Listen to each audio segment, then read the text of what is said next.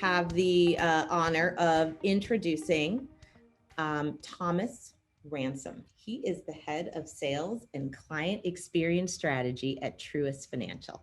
He currently serves as the head of sales and client experience, and he is also an inaugural member of the bank's operating council and the executive response operations team. He is a 20 plus year veteran prior to this of BB&T, and he has led high performing banking teams throughout the Mid-Atlantic. And I'm from the Mid-Atlantic, so excited for that. His current responsibilities include leading and directing the strategic development, deployment, and reinforcement of the enterprise sales and client experience strategy. He helped lead the development of the Truist Difference, as a marketer, I love that, and the Truist Integrated Relationship Management Program. He's a passionate client advocate, and that really shows through his leadership of the client experience and client first solutions teams. So without further ado, I would like to turn the virtual stage over to Thomas Ransom. You are a modern revenue leader, and you have our attention.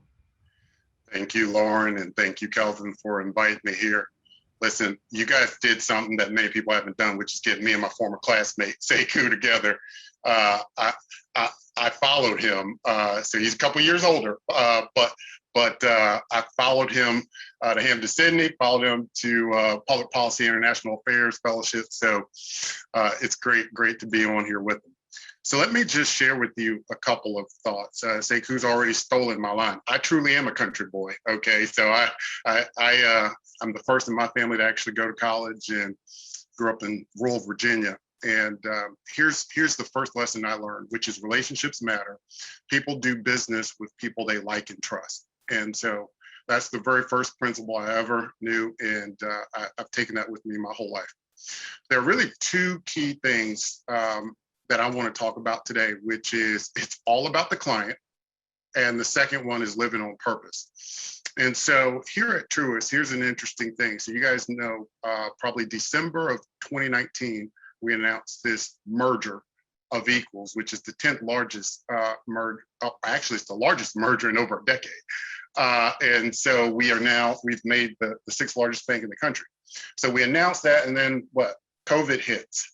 So we're in the middle of building a brand new bank. All of a sudden you get this pandemic. Now we've got to go remote. We have a time deadline on converting. Of course, we've made promises to our shareholders and our stakeholders. And so the world can't stop. And so what we've done are really focus on those two things. And I want to start with all about the client. You have to, in every business, center on one thing. What's your purpose? And that is to help our clients, whatever that tends to be. And then every goal from the top of the house needs to begin with that. For us, our number one goal on all of our scorecards is helping more clients through our go-to-market strategy. And so you begin with that. The hybrid strategy comes into place with this reality. You've got to meet your clients where they are. And so if you go home and go in a remote environment because you just have to realize your clients, some of them don't have that luxury.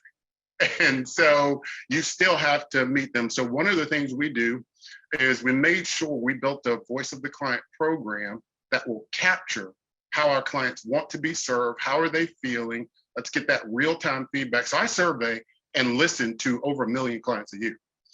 And so that feedback then informs our strategy, right? It's one thing to think you are serving your clients, but unless your clients agree with that, and unless your clients give you the feedback to say the way you are serving me is a differentiator, it doesn't matter. So you have to integrate the voice of client program in that aspect.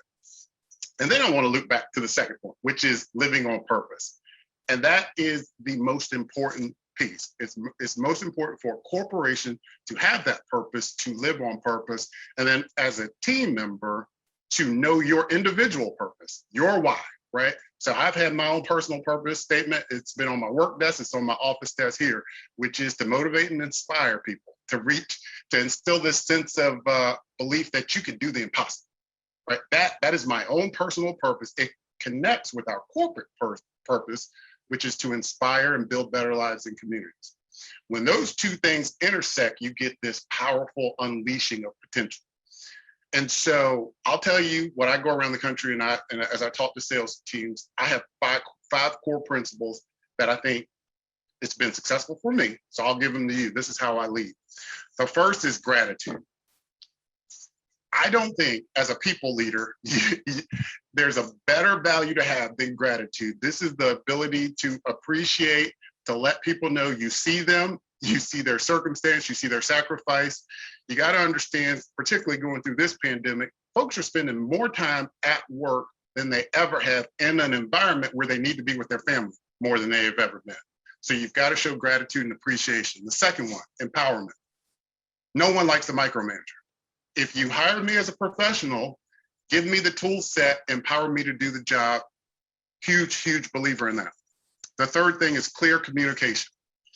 I think many times what happens is you'll have someone and they'll go throughout the whole year. Maybe they're not performing the way they want. You shock them at the annual review.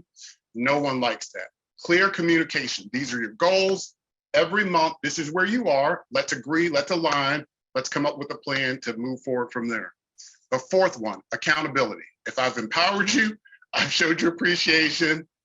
Now we've got to be accountable to deliver what the corporation needs us to deliver on.